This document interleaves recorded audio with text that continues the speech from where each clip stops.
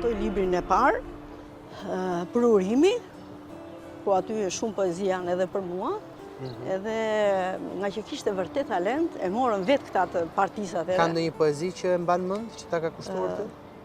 Që unë mbaj mend atë që më bëri klik dhe më krijoi flutrat në bark, të desha dhe të dua ty, edhe sikur të shuhe jeta, do ngrihet gërmadhash malli im e valët e ti të nxehta.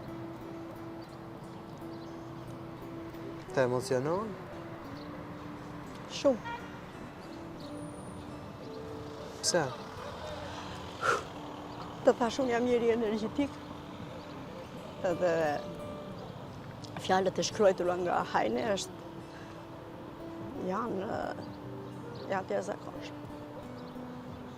Kjo ishte poezia e parë që ta ka kushtuar ty? Ma shkruajti fshehura si në fletore.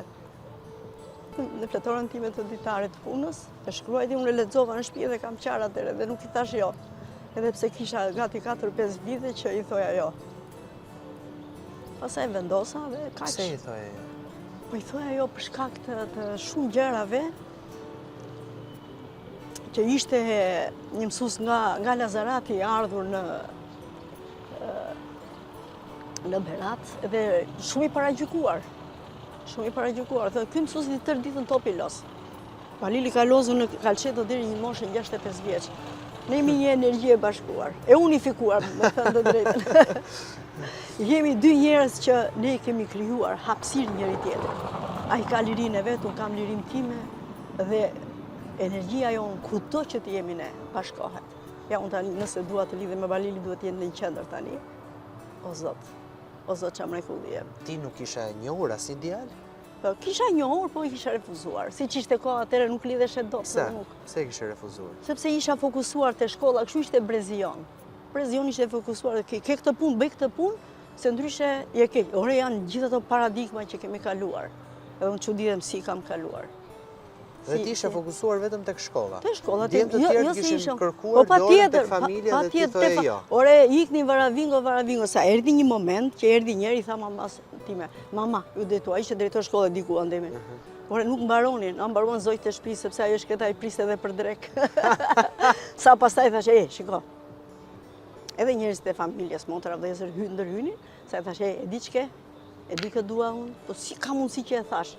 Ore, vajti ku s'marrë se njeriu kur vete në bazë, në fund fare, i thash, unë dua Balil Gjinin. Po si kësa ata njinin ishte mësues në fshatin tonë. Më thënë, YX për para 25 vitesh. Po si ka mundësi ai tërë ditën topi los, bën kështu, bën ashtu. Nuk e njinin domethënë nga afër, po kur e njohën nga afër, nuk ka shans ta Balili me shëndet kryet të tavolinës. Ti e ke menduar ndonjëherë të ndahesh nga Balili? Pse mos të them dhe jo ndonjëherë? Kur mund të pas e kam the hop në moment, hop ja bën kliku i parë, poezia e Hajnes. Ç'a po thua? Ashtu sikur se edhe ai mund të ketë menduar se di se kam pyetur ndonjëherë. Po që pse njeriu mendon, po ndonjëherë njeriu dhe mërzitet. Më thuaj, çfarë e mërzit njeriu në një marrëdhënie? Çfarë mërzit njeriu? E mërzit kur të duket vetja sikur nuk je e dëgjuar. Sikur nuk ke ndonjëherë në një çast të vogël të kohës nuk ke përplotëshmëri. Po unë i kam shumë çaste të vogla këto. Më kalojnë me njëherë. Më kalojnë në çast. Kështu që më mirë njeriu që i ka këto çaste se po të mos i ketë nuk zhvillohet njeriu. Do të kesh të kthesh mbrapa edhe ti thuash vetes, kjo ndjej që më erdhi tani. Kush është arsyeja? Ku jam lënduar unë në fëmijëri që kam qenë e papranuar, sepse nuk është faji i Balilit asnjëherë, i tjetrit, po është faji yt. Nuk je romantike? Jo, jam romantike, se Balili duket sikur ka qenë? Balili s'është romantik, Balili është shumë i thellë. Romantikët për mua janë thjesht limonat. Janë sipërfaqësore, janë limonat, çfarë thua. Fjala e Balilit është latuar si një, si quhet një nga ato, se s'po më vjen ndërmend, një nga këto. Po mirë, dhuratat ka bërë? Jo, dhuratat tona janë signifikative. Ne nuk bëjmë dhurata na këtë në më të, po pasi ndonjë tufë me lule, një buzëqeshje për mua është dhuratë, për mua është dritë.